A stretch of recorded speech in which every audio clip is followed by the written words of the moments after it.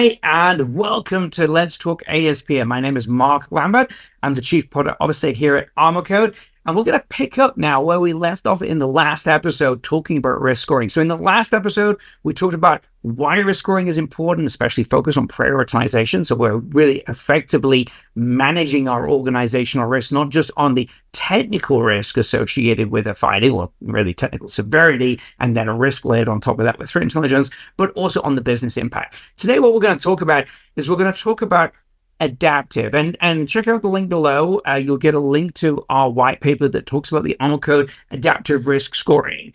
But let's just dig into that word adaptive a little bit more and what I mean by that. Well, really, adaptive is in two ways. First of all, we want to adapt our risk scoring based upon business impact, and we talked about this in the prior episode as well. But if an application has particular attributes, for example, let's say it's an externally facing application. Let's say I'm a financial organization and it's a trading app that is used by customers, or it's a trading app that's used internally. We want to be able to take these attributes into account and adapt our business impact and adapt it for our organization.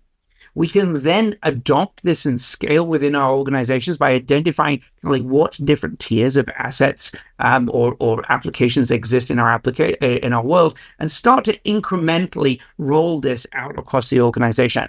Actually, in a prior podcast, I talked with Karthik, who is our Chief Security and Trust Officer here at ArmorCode, and he has a lot of experience, in different cybersecurity leadership roles, such as the CISO of Kroger, and talking about how he has rolled out risk scoring in his prior lives as well, and doing that incrementally. So the adaptive piece, though, is on business impact, is the first area that you want to be focused to be able to adapt the risk score for your organization and for the application within the organization.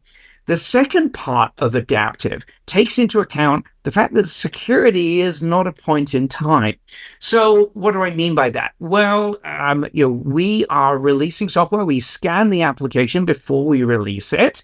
And then we've got a security posture and we're good to go, right? Not really. We all remember Log4j. We all remember every other celebrity vulnerability since then. A mad panic scramble to see if we're exposed, and if we are, our risk score is going to adapt to that change. So we might have a completely new 0-day that appears, or we might have an existing vulnerability that has increased in its severity score. It's become exploited. And this is happening time and time again, where the bad guys are that we as a security team are focused on security at high. So they start looking at how they can chain multiple mediums together and actually create an exploit. So something that was a medium yesterday might be a higher severity now. I might have a active exploit. So your risk score needs to adapt to those changes. And this is where threat intelligence comes in. So leveraging not just the data from NVD, but also leveraging data such as EPSS, looking at deep dark web and understanding if a particular vulnerability has the potential to pop.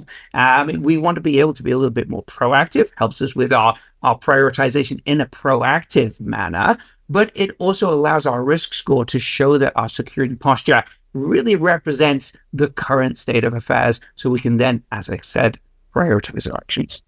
So as I said, if you want to learn more, click on the link below. It's going to our adaptive risk score. As always, click like, subscribe if you like the channel, and we'll stay safe, and we'll see you in a next episode.